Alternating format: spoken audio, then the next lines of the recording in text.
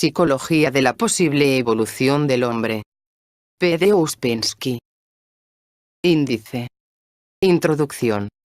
Primera conferencia. Segunda conferencia. Tercera conferencia. Cuarta conferencia.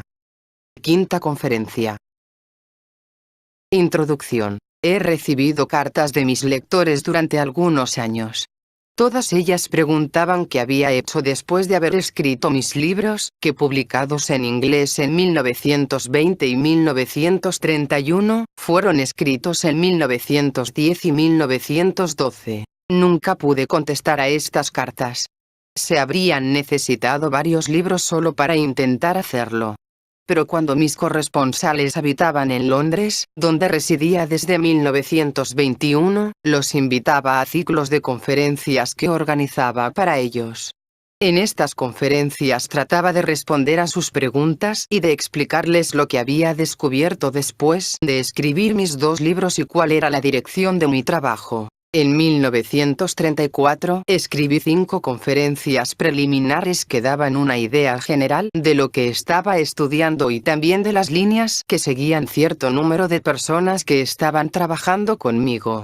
Reunir todo ello en una o hasta en 2 o 3 conferencias era verdaderamente imposible. Así que siempre les advertía que no valía la pena escuchar 1 o 2 conferencias, y que eran necesarias 5, o mejor aún 10, para poder tener una idea de la dirección de mi trabajo. Desde entonces he continuado con estas conferencias, y a menudo las he corregido y vuelto a escribir. En su conjunto, encontré satisfactorio este arreglo general. Se leían 5 conferencias en mi presencia o sin mí. Los oyentes podían hacer preguntas, y si trataban de seguir el consejo y las indicaciones que se les daban, que básicamente se referían a la observación de sí un tipo de autodisciplina, muy pronto adquirían, trabajando, una comprensión bastante más amplia de lo que yo estaba haciendo. Por supuesto que siempre me di cuenta de que no bastaban 5 conferencias, y en las conversaciones que seguían elaboraba y aumentaba los datos preliminares, tratando de mostrarles su propia posición con relación al nuevo conocimiento. Encontré que para muchos de ellos su mayor dificultad era el darse cuenta de que verdaderamente habían oído cosas nuevas. Esto es, cosas que nunca antes habían oído. No se lo formulaban a sí mismos, pero de hecho, cualquiera fuese el tema, trataban siempre de contradecir esto en sus mentes y de traducir lo que oían a su lenguaje habitual.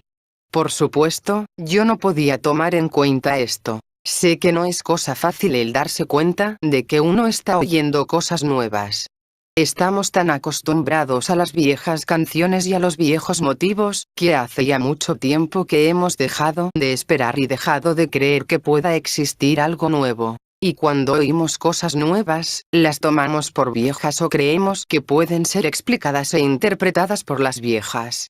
Es cierto que es tarea difícil el darse cuenta de la posibilidad y necesidad de ideas totalmente nuevas, y con el tiempo necesita una revalorización de todos los valores convencionales. No puedo garantizar que encontrarán desde el principio ideas nuevas, esto es, ideas que nunca antes habían oído. Pero si son pacientes muy pronto comenzarán a reparar en ellas. Para entonces les deseo que no las pierdan y que no traten de interpretarlas de la vieja manera. Nueva York, 1945. Hablaré sobre el estudio de la psicología, pero debo advertirles que la psicología de la cual me ocupo es muy diferente de cuanto ustedes pueden conocer bajo ese nombre. Para comenzar debo decir que prácticamente nunca en su historia la psicología ha estado a un nivel tan bajo como en la actualidad. Ha perdido todo contacto con su origen y su significado, a tal punto que aún hoy es difícil definir la palabra psicología, esto es precisar qué es la psicología y qué estudia. Y es así a pesar de que nunca en la historia ha habido tantas teorías psicológicas ni tantos escritos psicológicos. A veces a la psicología se le llama una nueva ciencia.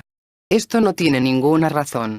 Quizá la psicología es la ciencia más antigua, y en sus rasgos más esenciales, desafortunadamente, una ciencia olvidada.